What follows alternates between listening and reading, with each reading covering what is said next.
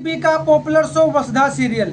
वसुधा serial में करिश्मा सिंह चौहान को jail भेज दिया गया है। अब उसको उसकी पापों की सजा मिल चुकी है। मगर अब जो दिव्या के बापू है यानी सूर्य सिंह ठाकुर, अब उनकी चौहान हाउस में एंट्री होगी और बहुत धांसू एंट्री ली। एंट्री लेते ही सब कोई उनको देखता रह गया, इतनी धांसू एंट्री ली।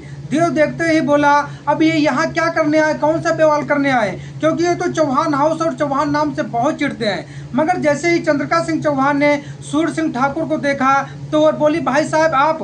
फिर सूर्य सिंह बोलते हैं सुनो चंद्रिका सिंह चौहान, अपने आप को कितना बड़ा मालकिन मानती हो, कितना पैसे वाली मानती हो, कितना बड़ा रुतबा तुम्हारा है, मगर हमारे लिए तुम जीरो हो। कितना अहंकार है तुम्हारे अंदर और कितना घमंड है, तो अपने अहंकार और घमंड में जी रही हो। सूर्य सिंह ऐसा कहते हैं चंद्रिका सिंह चौहान को और चंद्रिका सिंह चौहान के ऊपर भड़क उठते हैं। फिर बोलते हैं नहीं भाई साहब ऐसा नहीं है। फिर सूर्य सिंह कहते नहीं ऐसा ही है, अपने आप को बहुत बड़ा मालकिन समझती हो, इसीलिए तो हमारी बेटी को नौकरी से निकाल दिया तुमने, दिव्या को। यह इतना सुनते ही चंद्रिका सिंह चौहान बोलती हैं कि दिव्या तुम्हारी बेटी है।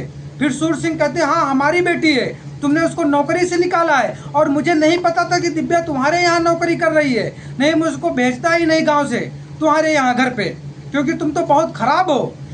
बचपन में सब कुछ छोड़ के चली आई थी, घर खेत से पूरा हम लोगों को छोड़ के चली आई थी शहर। तुम तो बहुत बेकार हो, मुझे नहीं पता था।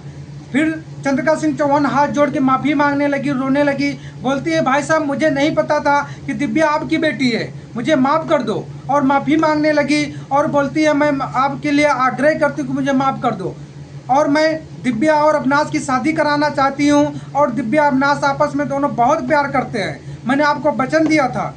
फिर जो सूर्य सिंह होते हैं बोलते नहीं मैं इस बात के लिए नहीं मानूंगा, आपको जो करना है कर लो। फिर उनसे माफ़ी मांगते, सब कोई माफ़ी मांगता है, रिक्वेस्ट करते हैं कि मान जाओ। फिर जो सूर्य सिंह होते हैं वो मान जाते हैं शादी के लिए, दिव्या और अविनाश की शादी के लिए।